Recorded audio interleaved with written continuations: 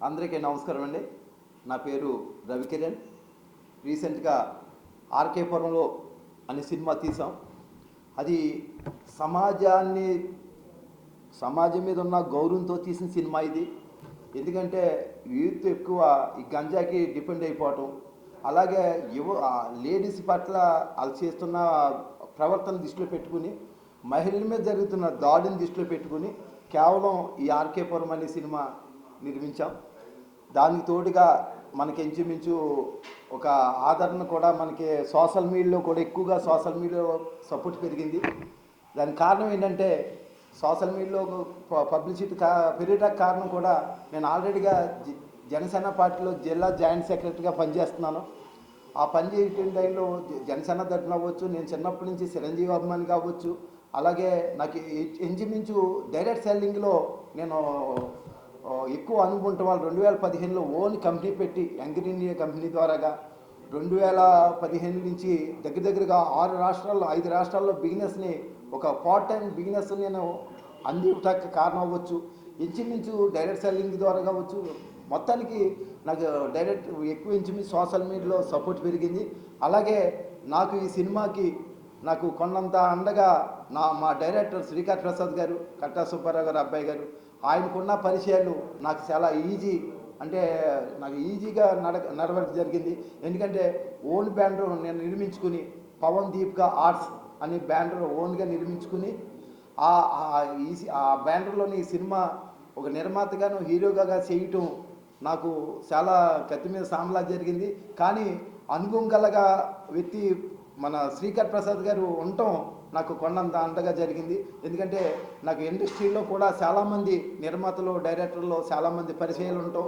అలాగే మా డైరెక్టర్ గారికి ఉన్న పరిచయాలు నాకు చాలా తోడ్పడినాయి. ఎందుకంటే ఈ రోజుని ఒక డేటిషన్లో అవ్వచ్చు, నాకు డిస్ట్రిబ్యూటర్లు అవ్వచ్చు, ఒక థియేటర్లు ఈజీగా దొరకటం అవ్వచ్చు, చాలా ఈజీగా నాకు జరిగింది. ఎందుకంటే ఈ రోజుని పబ్లిక్కి కేవలం దృష్టిలో పెట్టుకుని, సమాజం మీద దృష్టిలో పెట్టుకుని తీసిన సినిమా.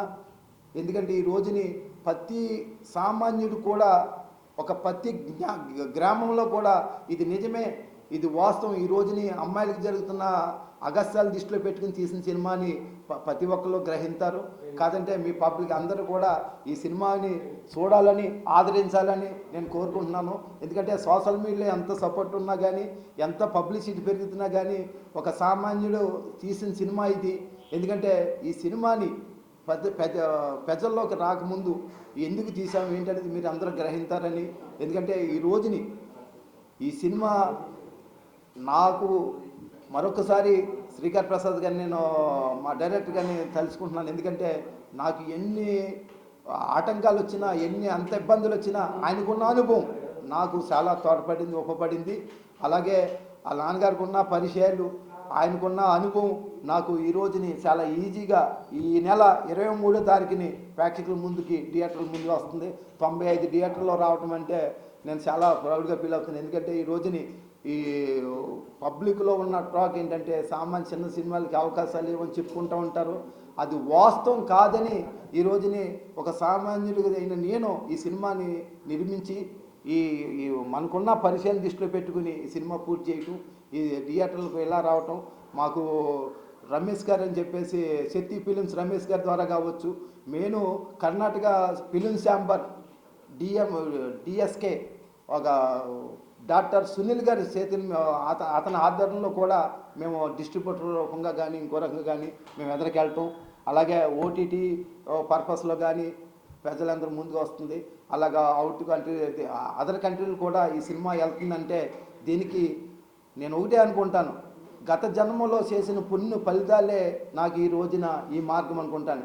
ఎందుకంటే ఈ రోజుని నేను తీసిన సినిమాకి ప్రజలను ఏదైతే మంచి పని కోరుకుని ఎదురుకెళ్ళానో అదే రీతిలో నాకు మంచి జరిగింది. ఎందుకంటే అందరూ సహకరించారు. నాకు ఈ రోజుని మీడియా మిత్రులందరికీ నమస్కారం తెలియజేస్తున్నాను. ఈ రోజుని ఒక చిన్న స్టేజీ నుంచి నేను మంచెంచెలుగా ఎదుగుతూ రీసెంట్గా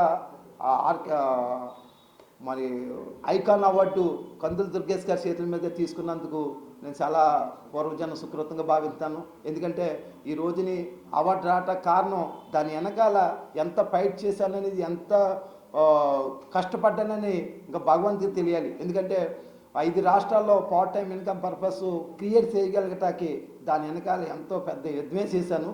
కేవలం నేను బీడబ్ల్యూడబ్ల్యూ ఎడ్యుకేషన్ సిస్టంలో ఉండటం, దాని ద్వారాగా సీక్రెట్ బుక్ అనేది నాకు దొరకటం, secret book, poor daddy rich daddy, అలాగే బిగినెస్ స్కూల్, ఇలాంటి ఎన్నో అనుభవాలే నాకు ఈ రోజుని త్వరపడింది. ఈ రోజుని ఈ మార్గంలోకి రావటానికి, ఈ ఈ ఇండస్ట్రీలో ఈ రోజుని ఇలా కూర్చుని మీడియా మిత్రుల ముందు కూర్చున్నానంటే దీని అంతటికీ కారణం కట్టా శ్రీకర్ ప్రసాద్ గారు ఆధ్వర్యంలో నేను ఈ సినిమా తీయటం చాలా పూర్వజన్మ సుకృతంగా భావిస్తూ ప్రేక్షకులందరికీ నమస్కారం తెలియజేసుకుంటున్నాను.